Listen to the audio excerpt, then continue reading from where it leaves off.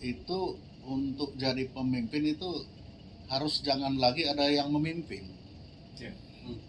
Jadi kalau jadi pemimpin betul-betul dia adalah pemimpin sehingga dia tidak ada lagi yang memerintahkan dia. Nah, dari situ kita bisa lihat Indonesia ke depan ini. Kita lihat di undang-undang dasarnya.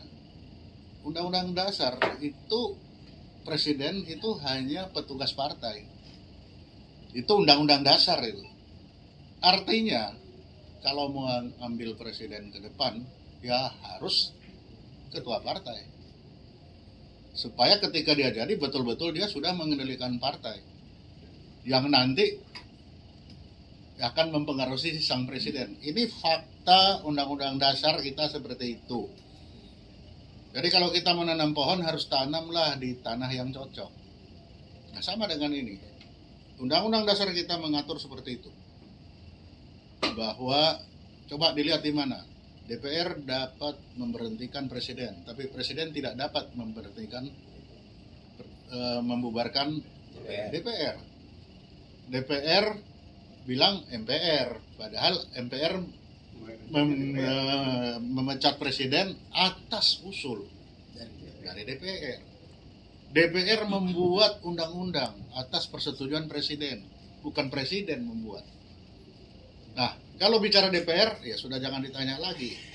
Itu sudah pasti ketua partai yang berkuasa. Itulah pentingnya ke depan pemimpin kita itu harus satu, ketua partai.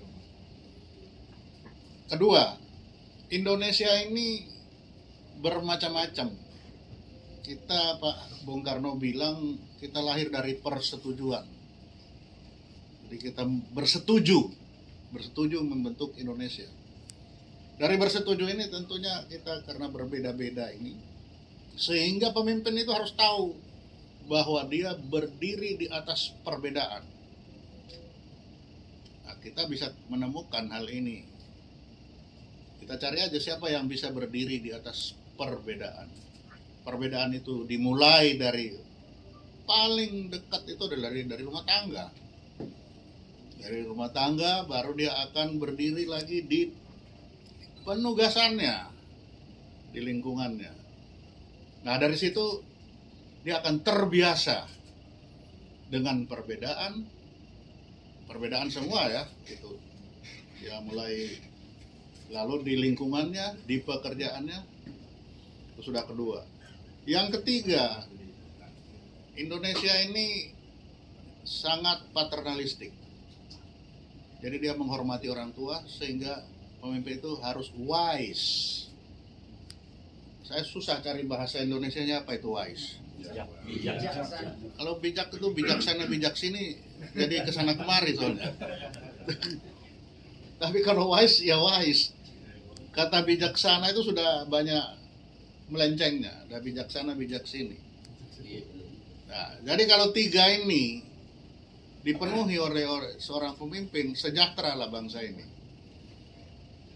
Karena dia secara aturan yang sudah dibuat dasarnya dia bisa berpengaruh, secara kesiapan mental sebagai seorang yang sudah cukup umur, sudah wise, sudah banyak berjalan, ditambah lagi dengan ketika dia berjalan, dia betul-betul berjalan di atas perbedaan, yang justru itulah menjadi ciri khas bangsa ini.